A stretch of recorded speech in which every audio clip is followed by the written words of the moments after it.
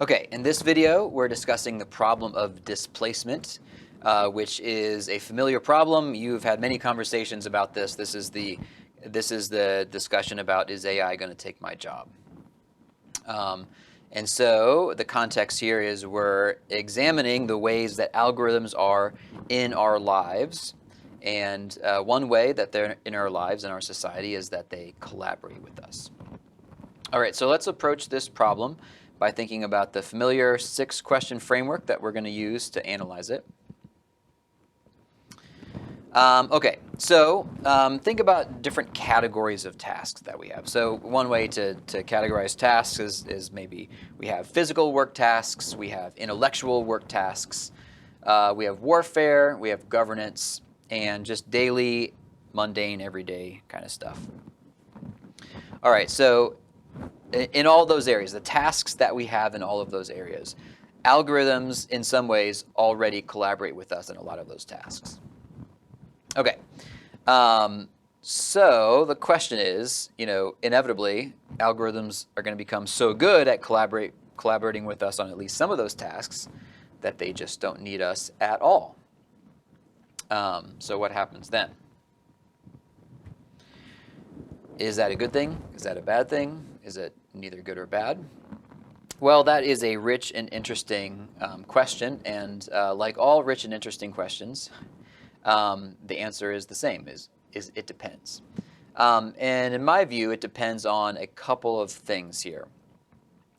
It could be good, but it needs to be the case that workers, the displaced workers, have the proper opportunity to replace their income.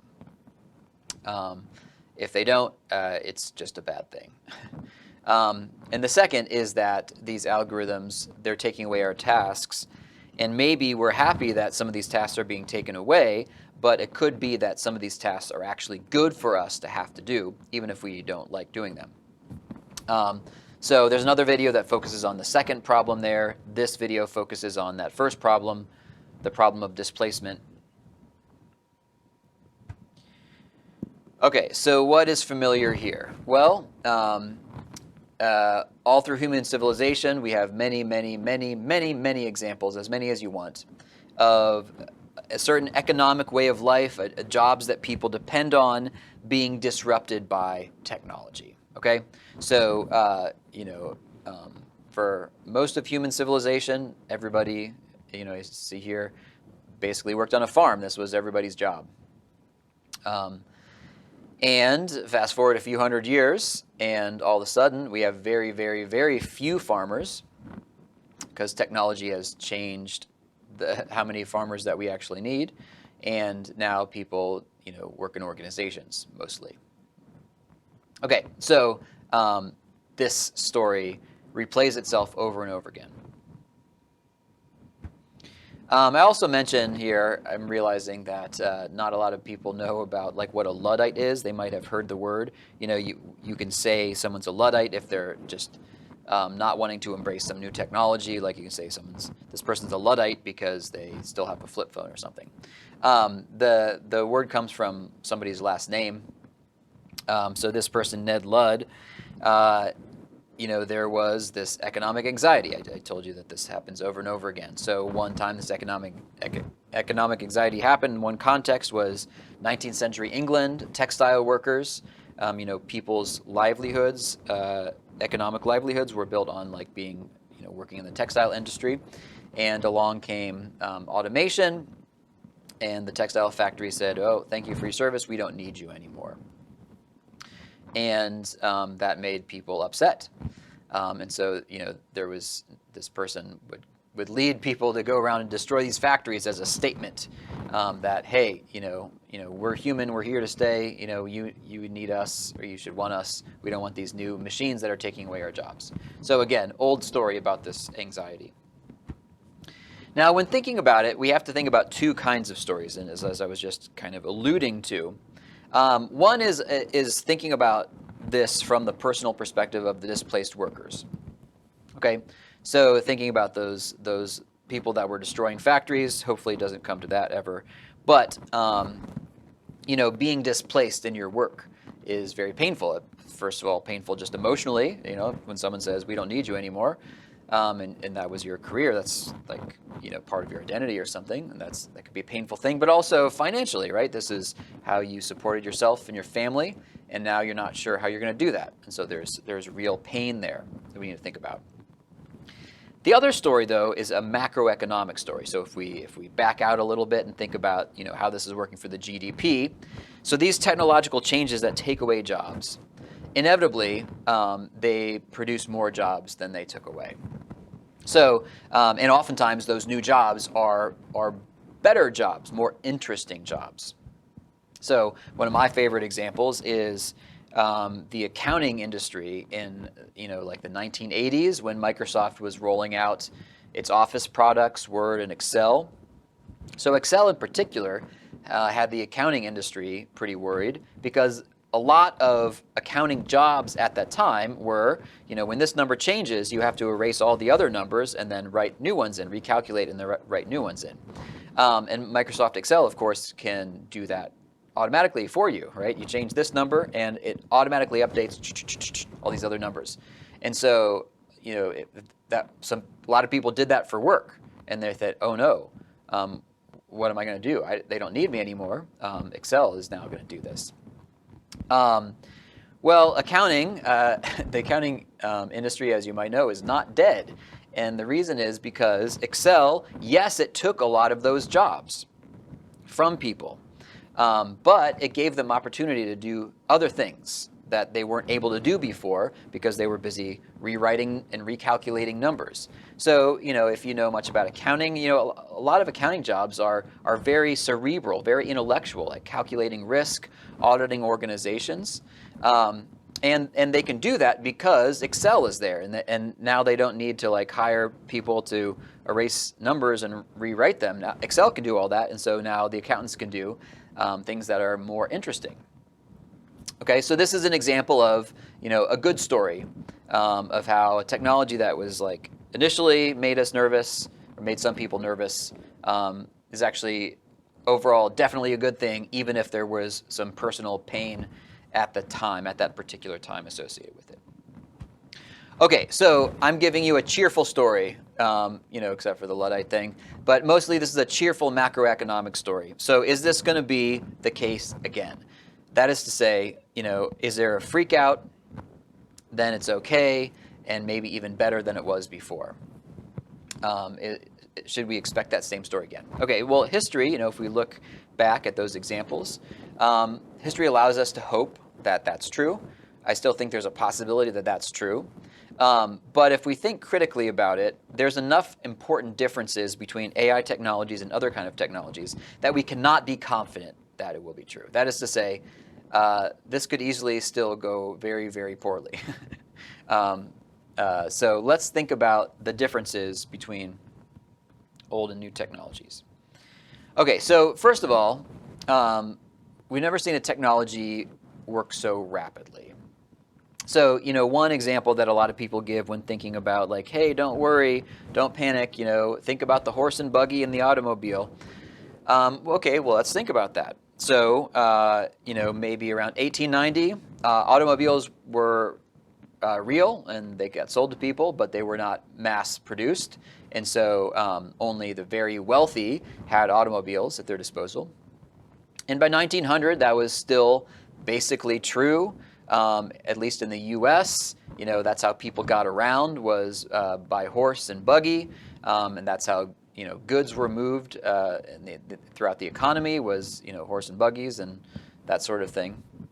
Well, fast forward to 1930, horses really aren't a part of the U.S. economy anymore. I mean, I'm sure people have horses, and I'm sure a lot of farmers, in small farms that they use them, but the big farms that were producing lots of food for lots of people, and the way that goods were transported and the way that people moved around, horses were not really part of that. Okay, so what should we think about that? Well, we're talking about 4 decades here. Okay, so 4 decades, people were in 1890, I make my living by, driving a horse and buggy, and here's this automobile. It's well, should I start thinking about a different career? Is this going to take over, or should I be a Luddite who's terrorizing automobiles or something like that? Hopefully it doesn't come to that. But the point is that, this is part of the reason I think why this went well. And I do think, again, two stories. So personal stories, there's a lot of pain, but macroeconomically, the change from horse and buggies to automobiles, not even close. It's a very, very, very, very good story. Right? It helped the GDP a lot. And a lot of people were able to get new jobs, and there's more jobs available and better jobs. But I think part of the reason that went well is because there was so much time for people to, that gave people opportunity to plan, right?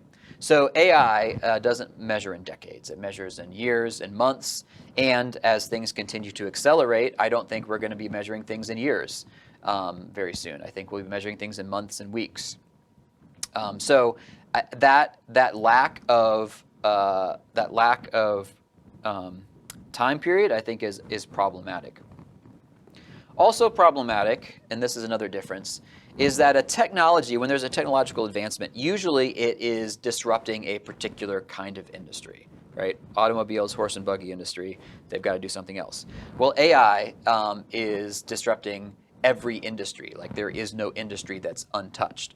Not all industries are being impacted in the same way because they work differently, but there is some kind of change. They're all becoming different at once. That is not something that we've ever seen before. That is new and different, and something that we have to worry about. So those are a couple things to think about the scale of digital technology.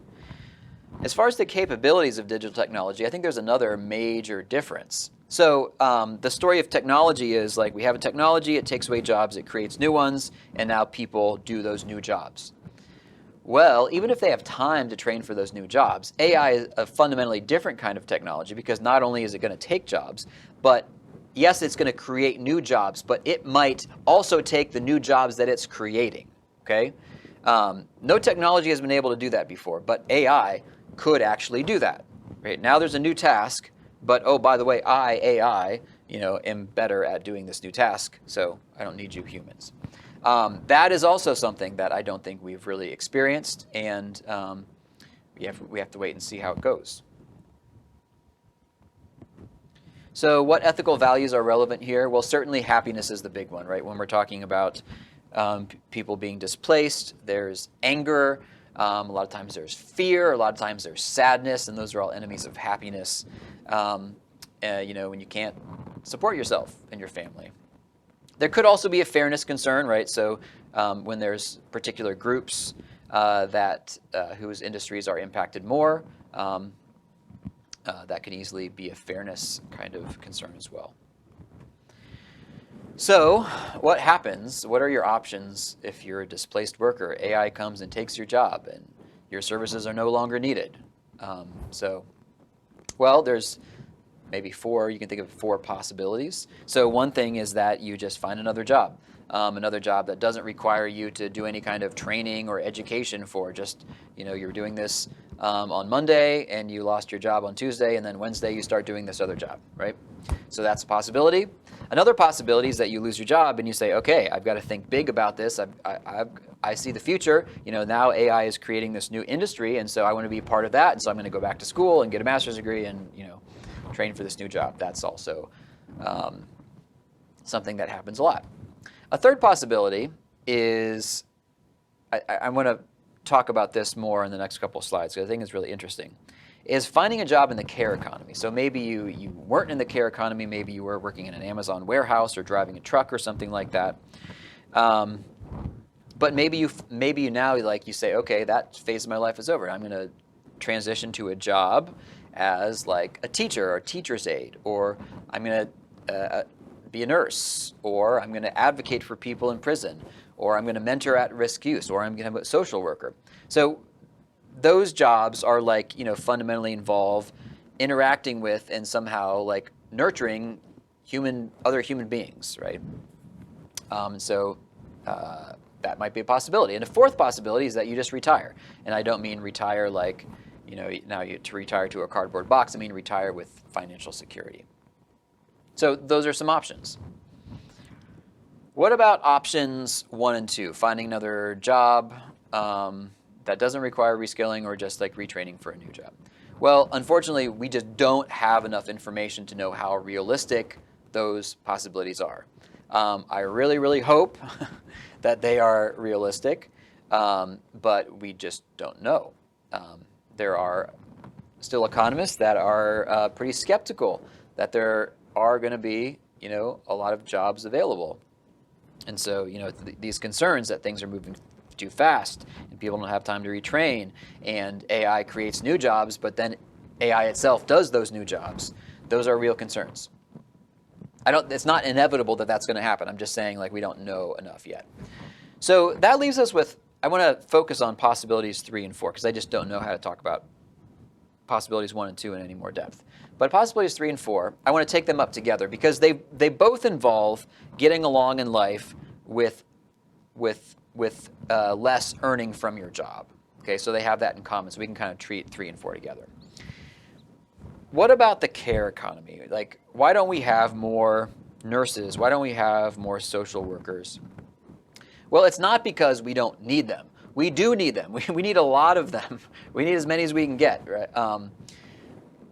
But it's, first of all, we need people to work in warehouses and drive trucks and work in coal mines, right? And so we don't have enough people to do the other jobs. The second part of that is that a lot of jobs in the care economy don't pay as much, right? And so you maybe can't afford to take one of those jobs because you need more money. So in the AI job revolution, I think one thing that is potentially hopeful is that, people have been doing jobs, and I don't want to say anything bad about someone's job, how they're making money, but there are a lot of jobs out there that aren't particularly human. They don't use our human abilities and virtues to do. They're very rote and routine and mindless, and we just do them, and people pay them for us only because machines can't do them yet, okay? But maybe when machines can do them, we won't need people to do those routine, boring jobs, and they'll be freed up to become a social worker. The end result of this AI job revolution could be good, one aspect of it, because it might allow people to do more, I would think, fundamentally human jobs. Okay, so, again, taking up possibilities 3 and 4 together, let's think about a world where, you are taking a job that traditionally doesn't pay a lot to help other people, or you just retire with some money. So I'm taking these next couple points from a book that I really like called A World Without Work. I read a few years ago. And so one thing you could think is that there's been 2 big economic tasks that human civilization has. So the first one is generating enough wealth so that everybody can have enough to live on. If you know anything about the history of the GDP, the graph looks something like this, right? And this line just extends backwards. So for most of human history, people just didn't have wealth. People, ate what they grew in their yard.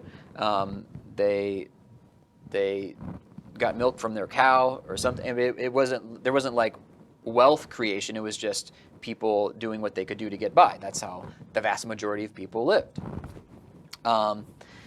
Until around 1800, 1850, when wealth started to be generated, and that's because of all the technological advancements. Okay, so take a bow. Congratulations for your small part in this, but this is a very, very, very hard problem that has existed for all of human civilization that we have solved. There is now enough wealth in this world to take care of all the people living in the world. That is an amazing achievement. I think we should all stop and be in awe that we are living in a time where that has happened, right? We could have been born at any point in human history where that wasn't true, but now there is enough wealth to support everybody. That is a huge check on the checklist, right? We solved that problem. But as soon as we solve that problem, we have to start thinking about a second economic problem, the problem of wealth distribution. So it's one thing for there to be enough, right? It's another thing for that wealth to be distributed. So there is a big problem right now, which is that about 10 males have as much wealth as half the bottom half of the poorer half of the world, which is just an amazing thing. Like I can't even wrap my mind around that. We have people that are centibillionaires, and in the next few years we might have a couple of trillionaires. These are 10 people. You probably don't know all 10 of their names, but you know some of their names, their household names. These people just have so much money, it's just crazy.